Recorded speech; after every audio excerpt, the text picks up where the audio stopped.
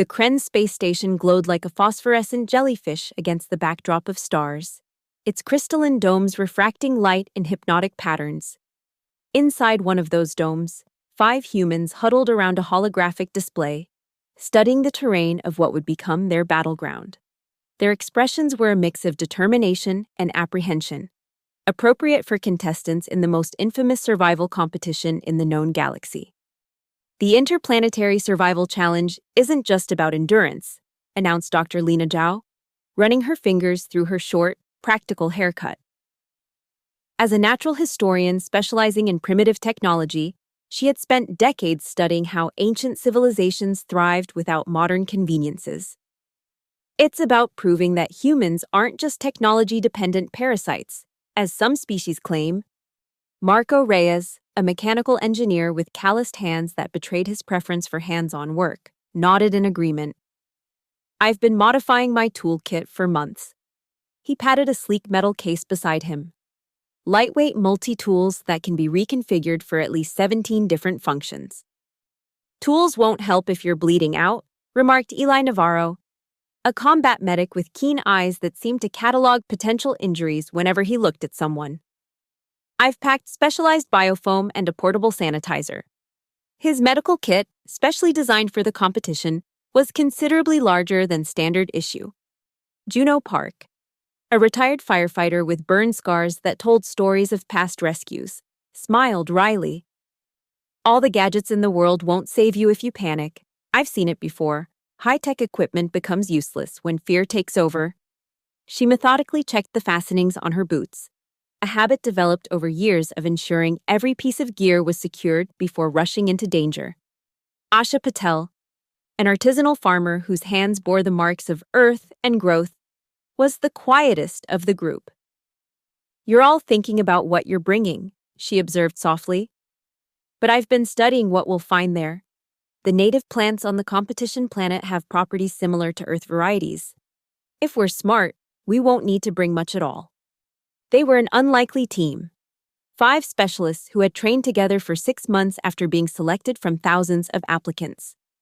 Earth's representatives in a competition dominated by species that had achieved interstellar travel centuries before humans had even left their solar system. The stakes were more than personal glory. They were fighting for humanity's reputation in a cosmic community that largely viewed them as primitive newcomers. The year was 2275, and humanity had spread throughout several solar systems, but still struggled for respect among older spacefaring civilizations. The Kren, an ancient species with technology so advanced it seemed magical to human observers, had created the Interplanetary Survival Challenge as entertainment. What had begun as a showcase of survival techniques had evolved into a spectacle watched by trillions across the galaxy.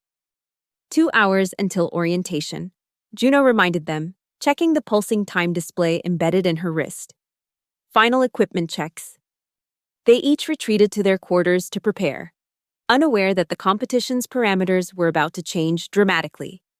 The main amphitheater of the Kren space station could hold 10,000 spectators, with holographic projections extending the experience to countless others throughout the facility. The 5 humans stood on a circular platform, alongside teams representing 7 other species, the elite qualifiers from regional competitions across the galaxy. Olix Ven, the Kren Game Master, floated toward the center stage, his translucent body pulsing with bioluminescent patterns that indicated his elevated status among his kind. When he spoke, his voice resonated directly in the minds of all present, translated perfectly into their native languages. Welcome, survivors and spectators, to the 127th Interplanetary Survival Challenge. The crowd erupted in a cacophony of sounds, clicks, whistles, and thunderous stomping that served as applause for various species. Before we commence, we have a special announcement regarding equipment regulations. Ven's inner light pulsed with what humans had learned to recognize as amusement. Our competition has always celebrated the ingenuity of different species in harsh environments. However, this year's challenge will feature a significant modification. Dr. Zhao exchanged uneasy glances with her teammates. Modifications announced this late never boded well. All contestants will be limited to technologies available to their species' pre-industrial ancestors. A ripple of confusion spread through the human team, while outrage erupted from some of the other competitors, particularly the Merevlians, whose exoskeletons bristled with integrated tech they couldn't simply remove. For Earth contestants, Ven continued, his mental voice cutting through the chaos. This means no electronics, no processed metals, no synthetic materials. You will be permitted fire, stone tools, and basic handcrafted implements only. That's absurd. Marco stepped forward, his voice tight with anger. We prepared based on the published regulations. This changes everything. The committee's decision is final. Ven responded, with the particular mental tone the Kren used when expressing what they considered gentle condescension.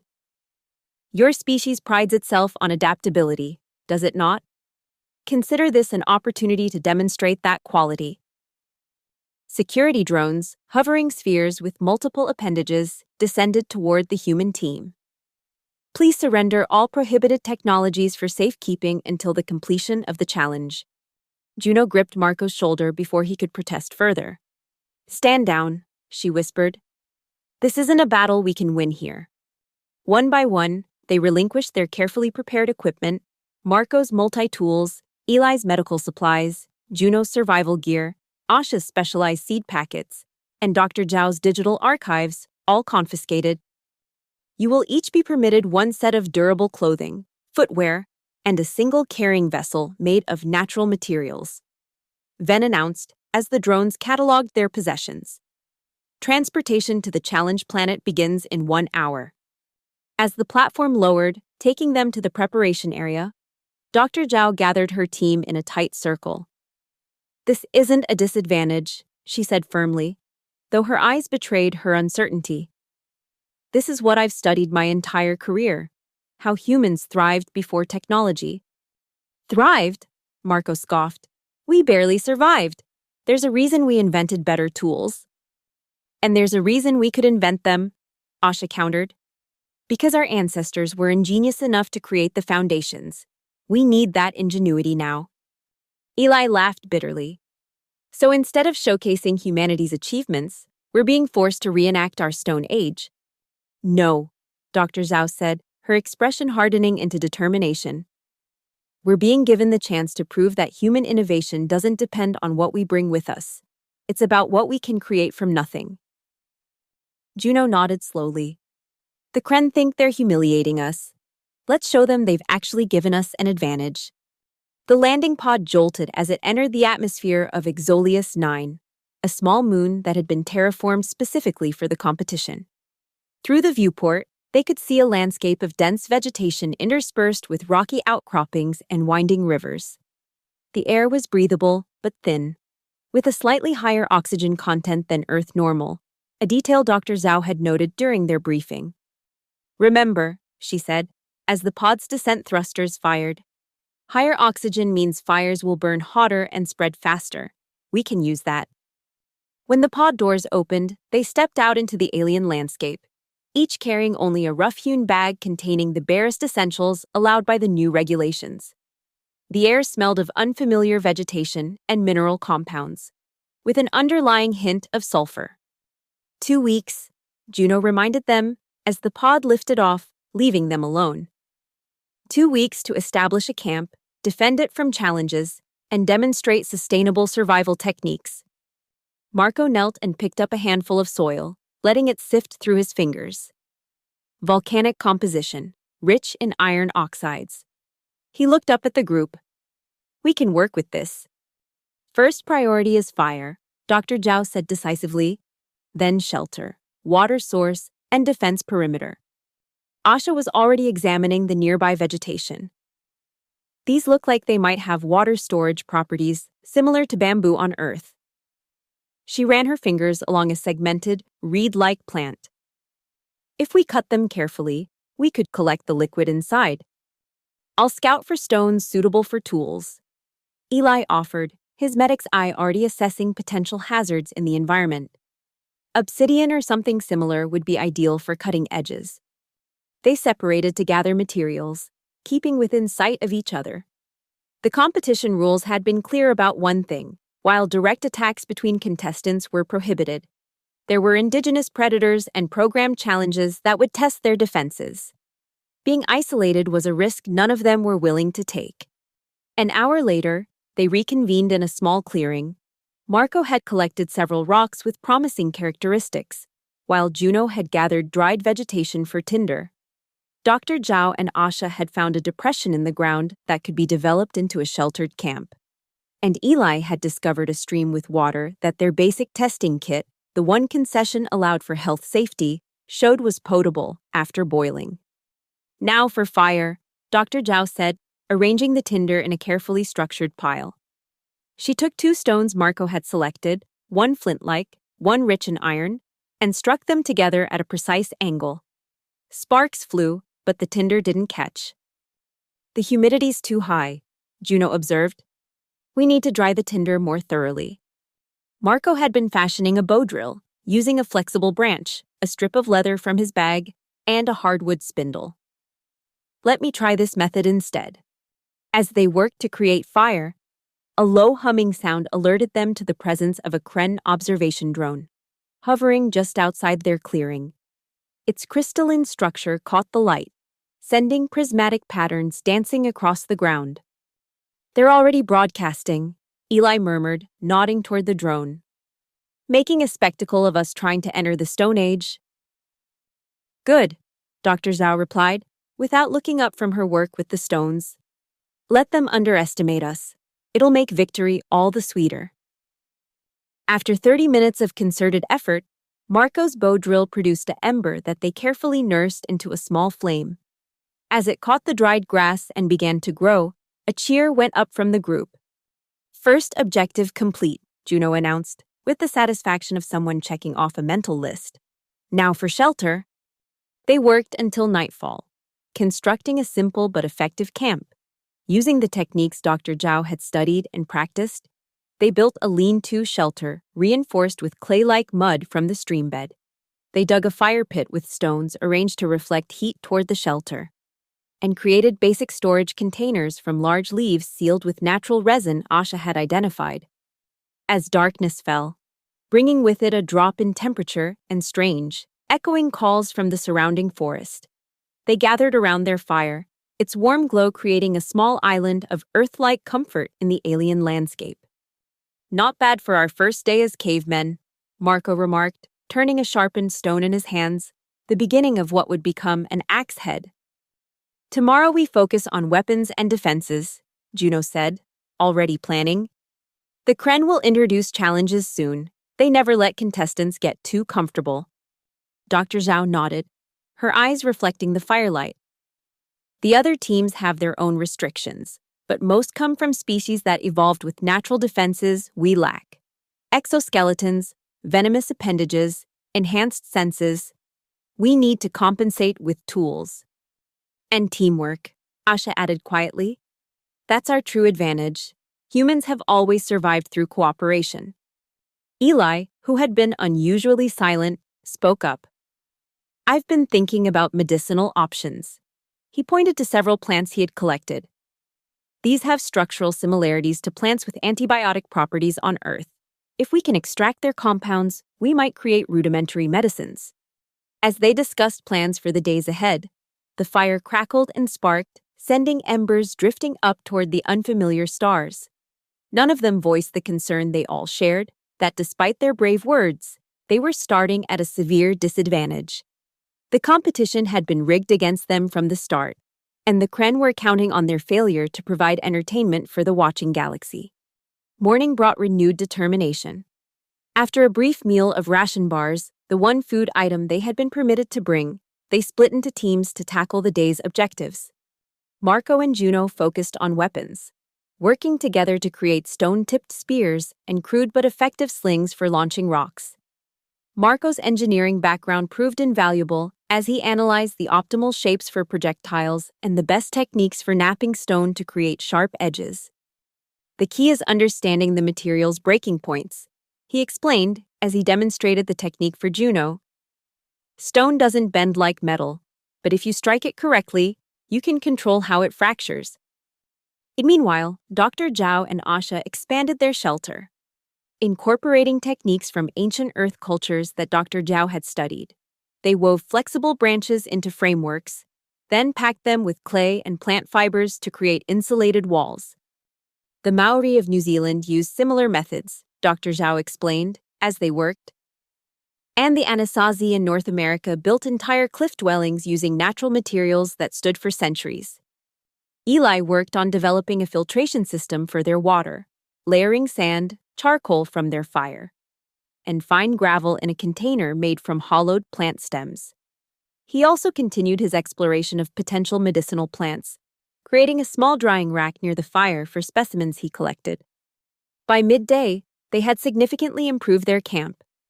The observation drone continued to hover nearby, occasionally changing position to capture different angles of their work. They largely ignored it, focusing instead on their tasks. "They're waiting for us to fail," Juno remarked during a brief break, nodding toward the drone. "To give up and admit we can't survive without our technology. Then they'll be waiting a long time," Marco replied, testing the balance of a newly crafted spear. "My grandmother grew up in a remote village in Mexico. She used to tell me stories about how her community made everything they needed by hand. Said it made them stronger than city people who depended on factories and stores. My family has farmed the same land in Gujarat for generations," Asha added.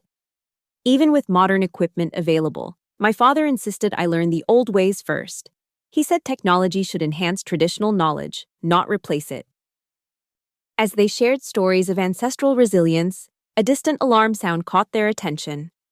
From beyond the forest came flashes of light and the faint sounds of commotion.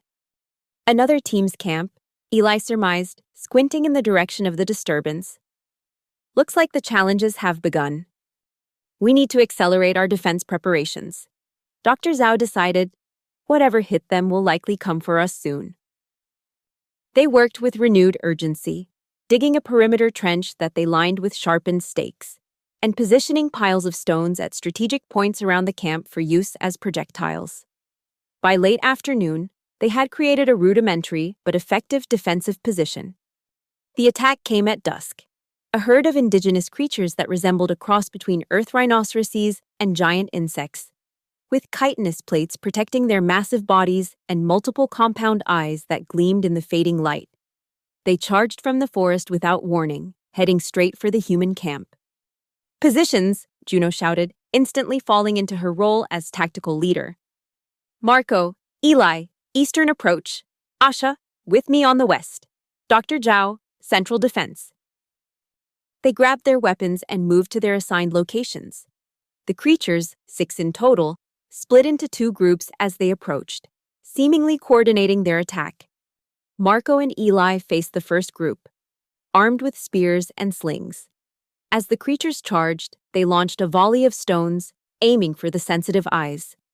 One creature faltered as a projectile found its mark, but the others continued their advance. "The plates are too strong for our spears," Eli called out, dodging as one of the creatures rammed the perimeter defenses, splintering several stakes. "We need to target the joints between them." On the western approach, Juno and Asha faced a similar challenge. They had prepared clay pots filled with smoldering embers, which they now hurled at the attacking creatures. The pots shattered on impact, showering the beasts with burning material that clung to their bodies.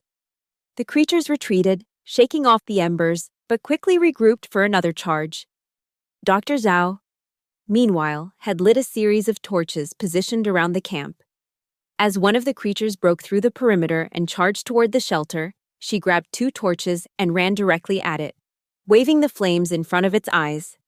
The creature reared back, its multiple limbs flailing in agitation. "They're sensitive to fire," she shouted. "Use the flames." The battle shifted as they incorporated this knowledge, using torches and burning branches to drive the creatures back. After several tense minutes, the herd retreated to the forest, leaving the humans breathless but victorious. "Everyone okay?" Juno asked, checking the group for injuries. Eli had a deep scratch on his arm where one creature's limb had grazed him, and Marco was limping slightly from a fall during the chaos, but otherwise they had survived relatively unscathed. The defenses held, Dr. Zhao observed, surveying the damage. Barely, but they held. We need stronger weapons, Marco said, already thinking ahead. Those stone tips aren't penetrating the armor plates effectively. Asha had been examining the ground where the creatures had stood. Look at this, she called, pointing to a viscous fluid that had dripped from one of the wounded beasts. Some kind of hemolymph or blood equivalent. Eli collected a sample, examining it closely. If we can analyze its properties, we might develop more effective weapons specifically designed to counter these creatures.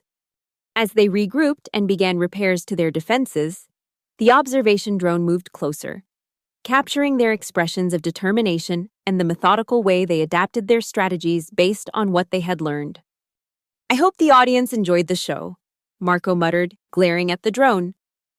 They did, Dr. Zhao replied with unexpected satisfaction. And more importantly, they saw humans prevail using only primitive technology. That's a message the Kren didn't anticipate sending. The night passed without further incidents, though they maintained a rotating watch schedule. By morning, they had developed a new set of priorities based on their experience with the creatures. We need hardened clay projectiles, Marco proposed, sketching designs in the dirt. If we can fire them properly, they'll be more effective than stone against those armored hides. Asha and Dr. Zhao set to work locating suitable clay deposits and testing firing techniques using their campfire. They constructed a small kiln using stones and clay, creating a chamber where temperatures could reach much higher levels than an open fire. Meanwhile, Juno and Eli improved the perimeter defenses, incorporating fire traps that could be triggered remotely using pull cords. They also developed a signaling system using different patterns of torch movements to communicate across distances without shouting. As they worked, 2 more observation drones joined the first, indicating increased interest in their activities from the Kren controllers and, by extension, the viewing audience. We're giving them quite a show, Juno remarked, noticing the new drones. Good, Eli replied. Let them see what humans can accomplish with nothing but our minds and hands. By midday, they had produced several dozen hardened clay projectiles and had modified their slings to accommodate the new ammunition. Marco had also developed a primitive atlatl, a spear-throwing lever that significantly increased the force and range of their spears. Ancient hunters used these to take down mammoths, he explained, demonstrating the technique. The mechanical advantage multiplies your throwing power. Dr. Zhao nodded approvingly. The Aztecs could penetrate Spanish armor with similar weapons. Against our rhinoceros insects, they should be quite effective. As the day progressed, they continued to refine their defenses and tools. Asha discovered a resinous substance from certain trees that, when mixed with clay, created a waterproof sealant. They used this to improve their water containers and to weatherproof their shelter. Eli had been experimenting with the medicinal plants he had collected, creating poultices and infusions that he tested on minor injuries and irritations they had sustained. Some showed promising results, particularly a bitter-smelling leaf that seemed to reduce inflammation when applied to Juno's sprained wrist. That evening, as they gathered around their fire to share the day's discoveries, a distant rumbling sound drew their attention to the sky. A series of brilliant flashes illuminated the clouds, followed by the unmistakable roar of artificial thunder, the sound of spacecraft entering the atmosphere. Mid-competition insertion, Dr. Zhao guessed, watching the lights. They're adding new contestants or challenges. Or removing failed ones. Marco added grimly. 2 of the 8 teams might already be out. They slept fitfully that night, each taking turns on watch, alert for any sign of new threats. The morning brought confirmation of their suspicions. A 4th observation drone arrived, this one larger and more elaborate than the others, with multiple recording apparatuses and what appeared to be sampling tools extending from its crystalline body. That's not just for observation, Eli noted, eyeing the new drone warily. That's an inspection unit. They're checking for rule violations, Dr. Zhao concluded, making sure we haven't somehow smuggled in prohibited technology. As if we could hide anything with these things watching our every move. Juno scoffed. Nevertheless, the drone's presence added a new layer of tension to their activities. It hovered closer than the others, occasionally extending its sampling appendages to analyze materials they were using or items they had crafted. Their focus for the day was developing more advanced weapons, specifically a stone-throwing device that Marco had been designing based on ancient catapult principles.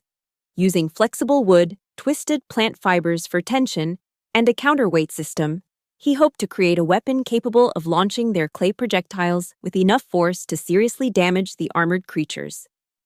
The fundamental principles are simple, he explained as they gathered materials. It's all about energy storage and controlled release, the same basics that powered medieval trebuchets. While Marco and Juno worked on the catapult, Dr. Zhao, Asha, and Eli expanded their food-gathering operations. The competition rules allowed them to hunt and gather native species, provided they passed basic toxicity tests using their limited testing equipment. They had identified several plant species with edible components and had set simple snares for small, rabbit-like creatures that inhabited the underbrush. By late afternoon, they had constructed a functional, if crude, catapult capable of launching their clay projectiles approximately 50 meters. They were conducting test firings, adjusting the tension and counterweight to improve accuracy, when the inspection drone moved directly into their testing area. "What's it doing?" Asha asked, as the drone hovered near the catapult, extending multiple sampling appendages. "Checking our technology level," Marco replied with undisguised contempt. "Making sure we haven't secretly incorporated advanced principles into our primitive machines." The drone completed its inspection and retreated to its previous position, apparently satisfied that their creation complied with the restrictions. As it moved away, however, its flight path suddenly became erratic. It dipped and swayed, its crystalline body emitting flashes of light in irregular patterns. "Something's wrong with it," Eli observed, watching the drone's strange behavior. Before they could react further, a high-pitched whine filled the air, and the drone plummeted to the ground at the edge of their camp. It lay there, its lights flickering weakly, appendages twitching. "Don't touch it," Dr. Zhao warned as Marco moved toward the fallen device. This could be a trap or test. As they debated what to do, movement at the forest edge caught their attention. Two figures emerged from the trees, tall, insectoid beings with iridescent exoskeletons and multiple limbs ending in delicate, tool-like appendages. Merevlians, one of the competitor species, known for their advanced biotechnology and hive mind coordination. "They've disabled the drone," Juno whispered, reaching for her spear. "But why?" The Merevlians approached slowly, their compound eyes reflecting the afternoon sunlight. They carried no visible weapons, but their natural exoskeletons provided substantial protection, and their limbs ended in sharp, chitinous points. "Greetings, Earth-dwellers," one of them clicked, its translator converting the sounds to human-understandable speech. "We come with a proposition." Dr. Zhao stepped forward, positioning herself between the visitors and her team. "We're listening," she said cautiously. "The Kren have changed the rules again," the Merevlian explained, gesturing toward the disabled drone. "They are now claiming that any technology developed during the competition must be surrendered for examination. They call it verification of compliance, but it is theft of innovation." "They want to take our catapult?" Marco asked incredulously. "And our medicinal preparations," the second Merevlian added, "and our resin sealant, anything that demonstrates advancement beyond the most basic survival." "Why?" Asha demanded. "What's the purpose?" "Entertainment value," the first Merevlian replied, its mandibles clicking in what they had learned to recognize as disgust. "They wish to show the galaxy how primitive species struggle when stripped of their achievements. They disabled our biological adaptations as well, modifications we grew ourselves, but which they deemed technology under their new definition." Dr. Zhao exchanged glances with her teammates. "And your proposition?" "Alliance," the Merevlian stated simply. "We disable their observation drones. We retain our innovations. We demonstrate that the Kren do not control the narrative of this competition." As they considered this unexpected offer, a series of explosive sounds erupted from the forest. followed by the distinctive roars of the rhinoceros insects they had encountered earlier. Another challenge approaches. The second Merevlian warned, "Larger than before, we must decide quickly." Juno looked to Dr. Zhao, who gave a slight nod. "Alliance accepted," Juno announced. "What's your plan?" The Merevlians moved with surprising speed, one heading toward the fallen drone, while the other joined the humans in their defensive positions. The approaching creatures burst from the forest, a herd twice the size of their previous encounter, led by a massive bull with reinforced frontal plates and tusks that gleamed like polished metal. "They've enhanced the alpha," the Merevlian observed. "Cybernetic augmentations disguised as natural evolution." "So much for their ban on advanced technology," Marco muttered, positioning himself at the catapult. The battle that followed tested their makeshift alliance to its limits. The humans deployed their improved weapons, the catapult launching hardened clay projectiles that shattered against the creature's armor but caused them to falter, and fire-hardened spears propelled by atlatls that found purchase in the joints between armored plates. The Merevlian proved to be a formidable ally, using its natural strength and speed to distract the creatures while the humans targeted their vulnerable points. Meanwhile, its companion had successfully reprogrammed the fallen drone, which now hovered erratically. Its sampling appendages extended like weapons. "Now!" the Merevlian at the drone called out as the alpha creature charged directly toward their central defenses.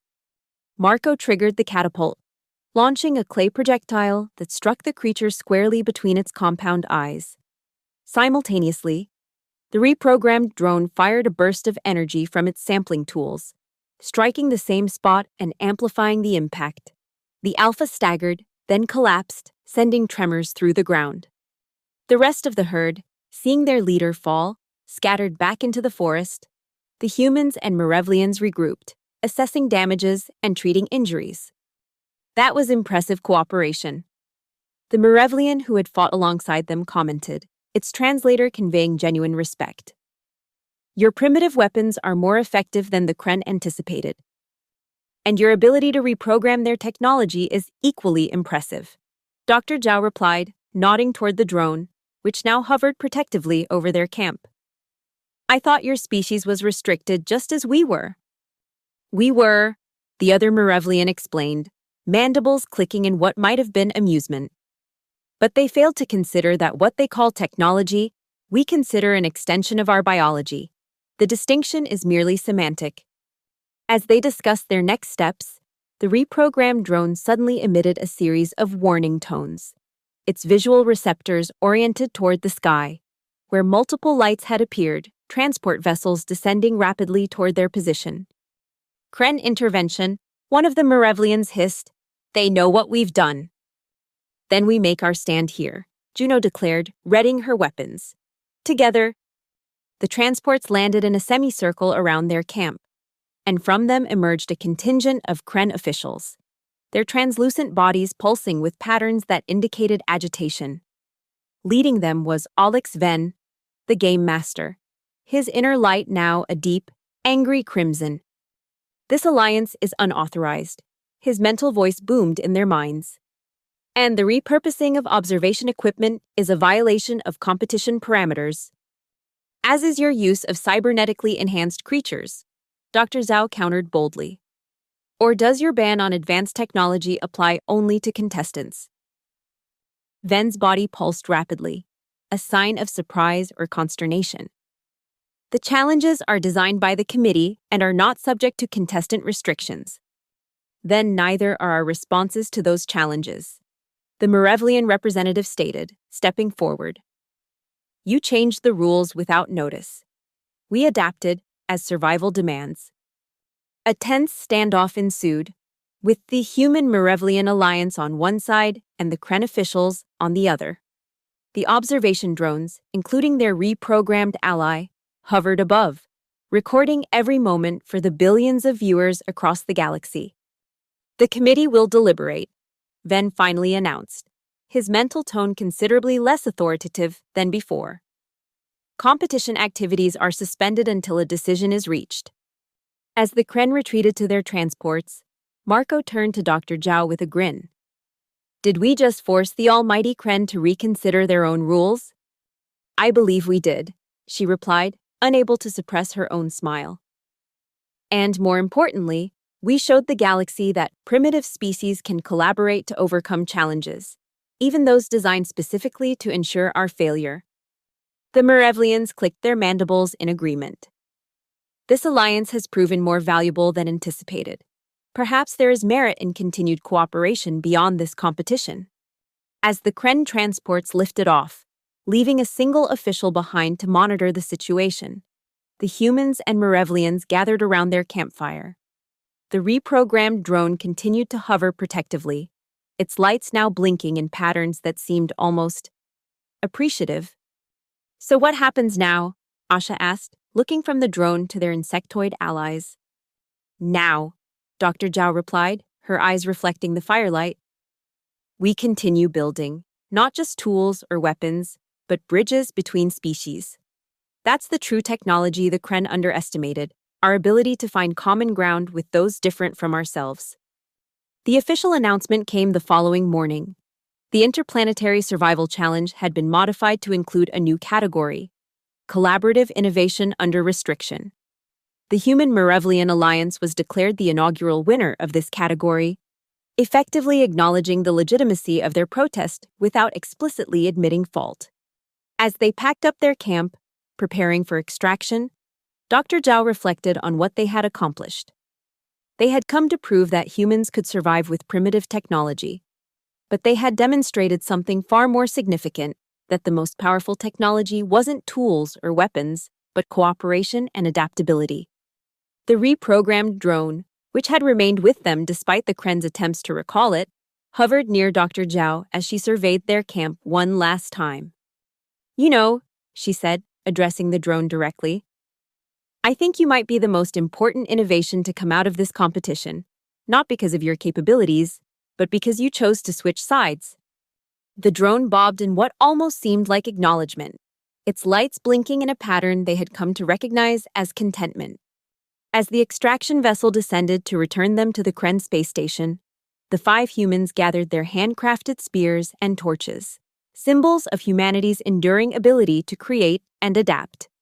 They had arrived as contestants in a rigged game. They were leaving as ambassadors of a new interspecies alliance, having proven that the most primitive technology of all, the human capacity for innovation, remained their greatest strength. The Kren had intended to showcase human weakness by banning their advanced technology. Instead, they had inadvertently revealed the power of human resilience, a force that had propelled their species from stone tools to starships, and would continue to drive them forward into the uncertain future that awaited among the stars.